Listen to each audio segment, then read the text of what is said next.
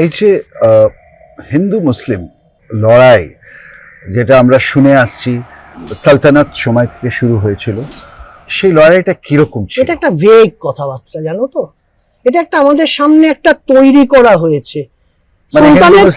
সুলতানের পিরিয়ড, মুঘল পিরিয়ডে তো হিন্দু মুসলিম কোনো দ্বন্দ্ব সেইভাবে ছিল না। আজকে তুমি জানো না, ঔরঙ্গজেবের সময় 33% আমলা হচ্ছে হিন্দুরা। আমরা কিভাবে ছিলাম, অন্যরা কিভাবে ছিল, এবং যত পলিসি মেকাররা ঔরঙ্গজেবের ছিল। মন্দির ভেঙে দেওয়ার কথা ঔরঙ্গজেবের যেটা শুনি, ঔরঙ্গজেব 12টা মন্দির ভেঙেছে, তার সঙ্গে গোলকোন্ডার মসজিদও তো ভেঙেছে, কই সেটা তো বলি না। তেমনি 1200 মন্দিরকে ও টাকা দিয়েছে, তৈরি করে দিয়েছে, ইনক্লুডিং তারকেশ্বর মন্দির। Who will tell that? তোমার কথা এটা যে ঔরঙ্গজেব যে মন্দিরগুলো ভেঙেছিল, আমি থাকলেও ভাঙতাম। কেন?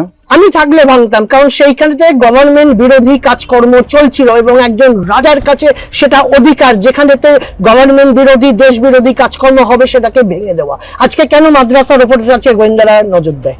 কেন দেয়? কি দরকার দেওয়া? কারণ সেখানেতে দেশ বিরোধী কার্যকলাপ হওয়ার সম্ভাবনা রয়েছে।